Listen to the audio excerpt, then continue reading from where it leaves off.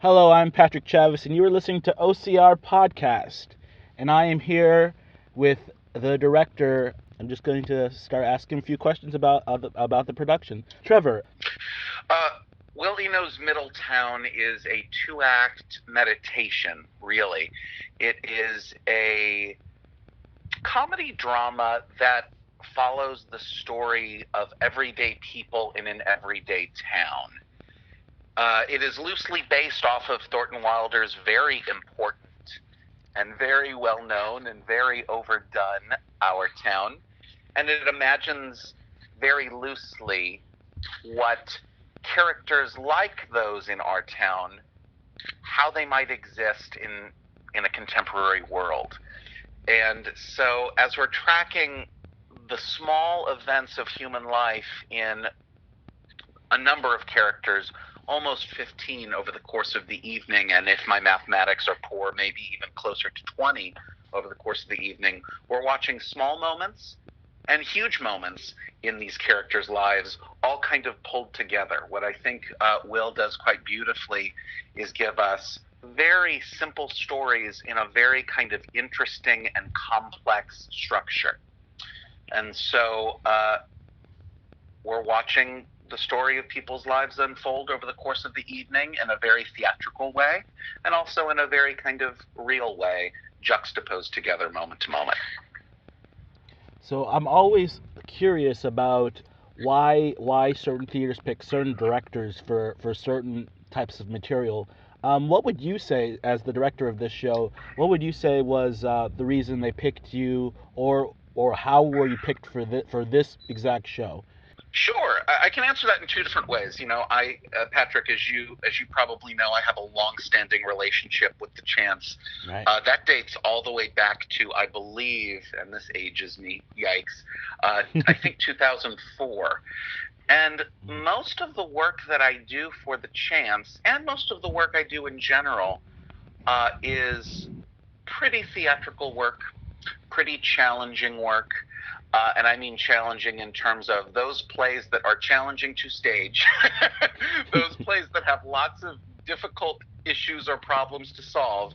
I get handed those plays, and a part of me really loves that. Right, I love the creative and intellectual challenge of figuring out these really difficult, moving plays. Right. I actually brought this play to the Chance. I suggested it to them.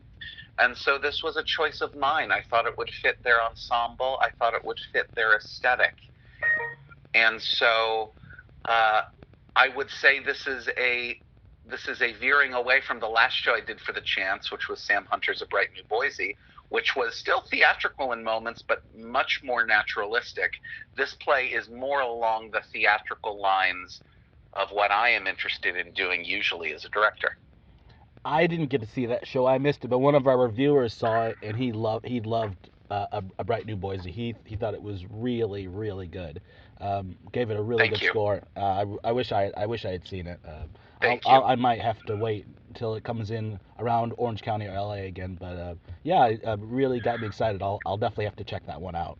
So as far as challenges are concerned, as far as this is in this show, you were saying they seem to give you the whoppers for shows. And very fairly to the Chance, I asked for the Whoppers. I enjoy the Whoppers. I think one of the challenges of Middletown is that the characters exist in very strong degrees, and these are characters, and Will's language is so interestingly beautiful, but also very specific and poetic. Will's language asks actors to speak subtext as text.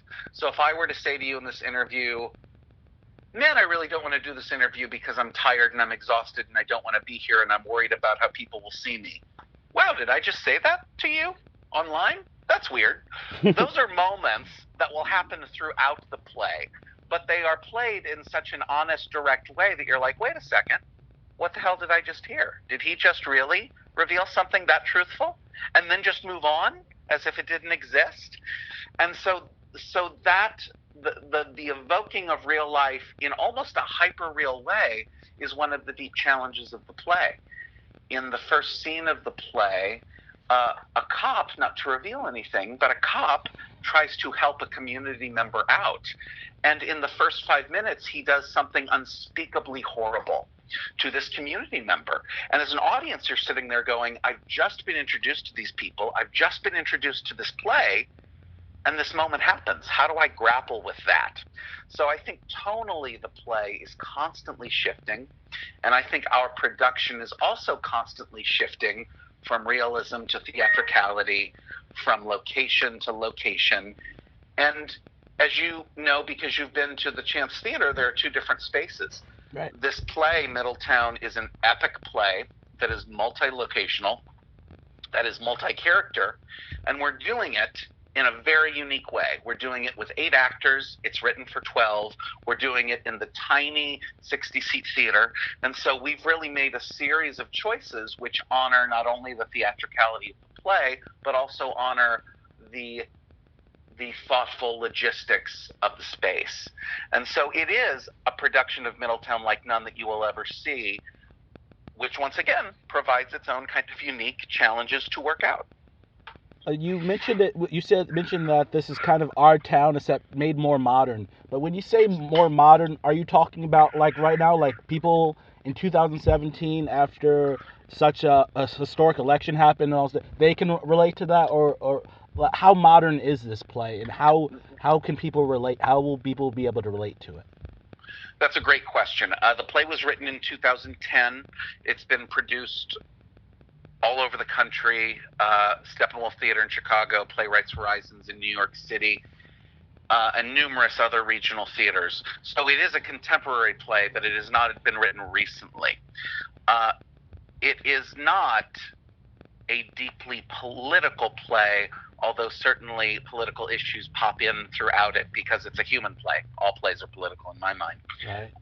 How audiences will connect to it, it's been really interesting to watch audience response through the first weekend as we're still kind of crafting and working in our preview weekend. I think some audiences connect to the play and the play's humor, and some audiences connect to the play's darkness and honesty. There is life in this play, there is death in this play. Those moments are simultaneous, and yet the play is asking you to examine all of those moments between life and death, and maybe those moments before life, and maybe those moments after death. And yes, that's a bit metaphysical and a bit weird, and I think that's intentionally what Will is doing. And so it's been interesting to watch the audiences connect so much that I think they don't want to connect as hard as they do, if that makes any sense. Right. The play right. Difficulty. Yeah. It's a challenging play emotionally. Mm-hmm. The play asks a lot of questions. The play does not give answers, as I think any good play does. And so I think the play is deeply relatable. And yet, it's a play that in some moments is hard to watch, and hard in the best ways, right? Yeah. Hard in the ways that great theater and television and film are hard to watch. When it came into the actual casting of this play, I actually, I guess because I see so much Orange County theater, I recognizing a lot of the actors that are playing in this one.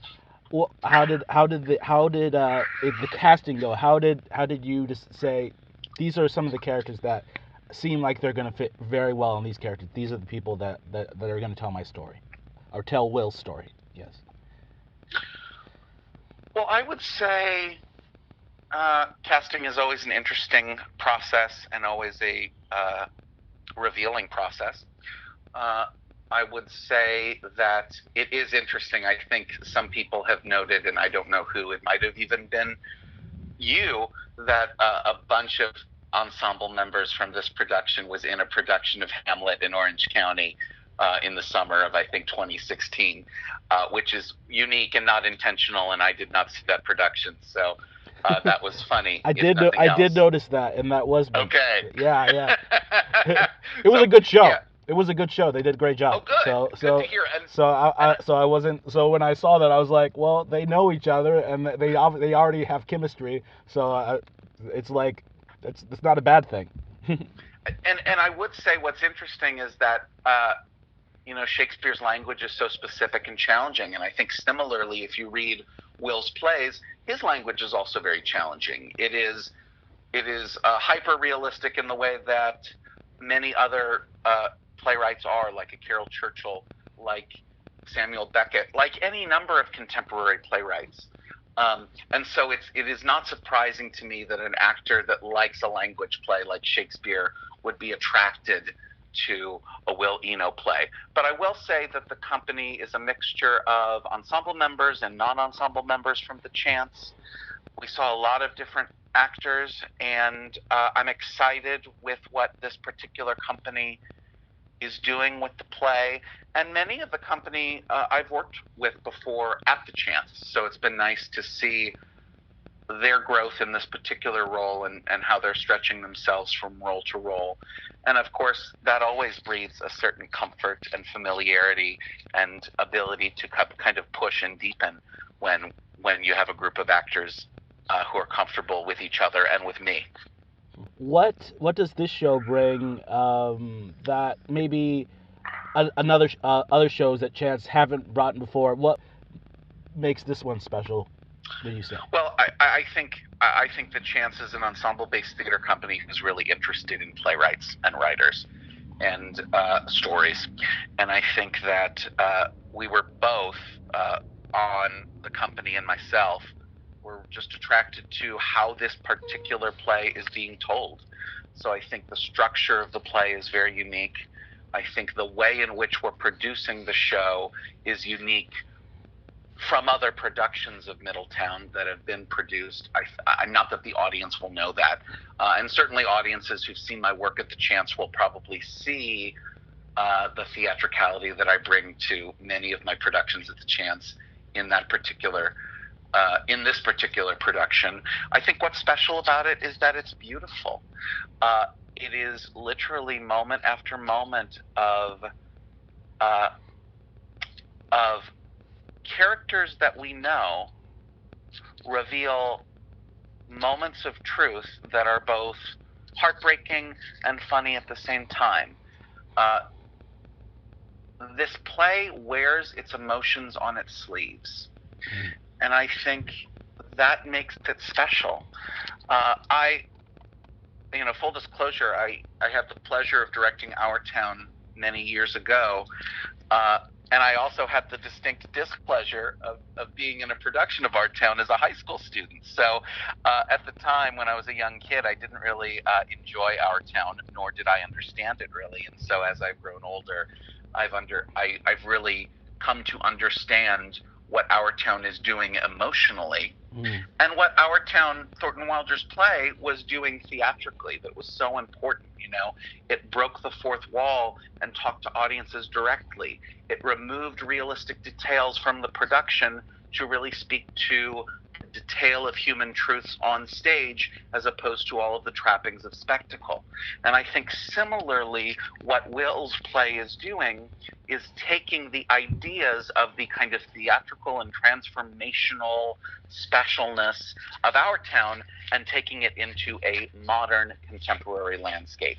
And yet still exposes what it might be like to live in a small town, to feel new, to feel lonely, to feel like you want to connect with others, to feel like you need or have trouble getting through life. And this is what these characters grapple with. And I think, Patrick, I would hope that all of us would think, wait a second, we don't live in a small town. We live in one of the largest metropolises in America, and yet we still all experience those things. So once again, going back to how will the audience relate and how will they think that this play is special, in some ways this play is so much like human life that it's not special. And that's what makes it special, I think, is that it's so revelatory about human behavior. Very down to earth. I like that. One last question, and it's just a question off of what you said, because which was really interesting. You said that you've changed it, and you please tell me if it's giving off too much, because one thing I hate doing, especially in my reviews, is creating spoilers. So people are like, oh, this is a great show, but now I know exactly what's happening. I hate doing that, and I try not to.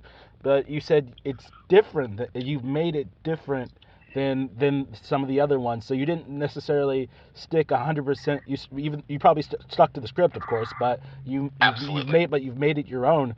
What is that? And if you're Absolutely. I'd like to know what that is. But if you don't want to tell me if it's going to No, change I something. think it's a great question, Patrick. Okay. And typically, you're right. I'm a director who doesn't want to reveal the tools and the strategies before we go in. But this is a challenging play, and so and I once again I keep using that word, perhaps because we're in the midst of final rehearsals, yeah, and so any process is challenging at this point, but also because uh, the play is structured in such a way that it requires really, really active listening and really, really active watching.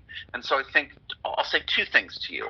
One of I think the glories of watching this play is listening really intently and seeing how many characters refer to other moments in the play as the play progresses. And admittedly, you won't know all of those moments, right? You won't know exactly what clues have been given in Act 1 that pop up in Act 2. But I will tell you that they are there. And so listen for them, watch for them, and then think about how the dots are connected once you finish the play, or maybe come back a second time. That's horrible. The next thing I would say is my design team that includes really great designers: Bruce Goodrich, Kieran Lawrence, Nick Santiago, Ryan Brodkin, Megan McLean, all great working professional designers in the area. We are really interested in revealing, yes, the theatricality of the play. I've mentioned that several times, but also the sense of what the play's text tells us, which is that these characters' lives are set in this small town, but are also set within the largest of towns, which is the cosmos of the universe. And so a part of what we are doing as a production is making a bunch of production choices which take small moments and stage them in beautiful cosmic locations. Play around with contradiction, play around with connecting disconnected moments. So I apologize as I try to kind of share with you the goals in an oblique way. It's probably sounding a bit oblique. But what I will tell you is I hope the audience will see a journey in terms of the design and a journey in terms of the visual language that we've chosen to stage the play in. Just a reminder, the reason why I say we're doing this production differently is because in some ways we have to, right? Yeah. We're not staging this on a huge stage. There are many different locations in the play, and I'm not allowed to stage the hospital and inside a home and in a library and et cetera, et cetera, et cetera, in the ways that other productions have been allowed to, nor quite frankly, Patrick, what I really want to. I'm not really interested in that type of realism. So I would say it will be a visual feast. It will be an intellectual journey. It will be an emotional journey. And it will be a human one as well. Opens on Saturday, April 29th at the Chance Theater on the Fidemar stage, and it runs through May 21st. As audiences know, it is a smaller stage, a 60-seat stage, and luckily, tickets are selling well. So please get your tickets. Please come see it. And as always, tell your friends, because we want people to see this beautiful play.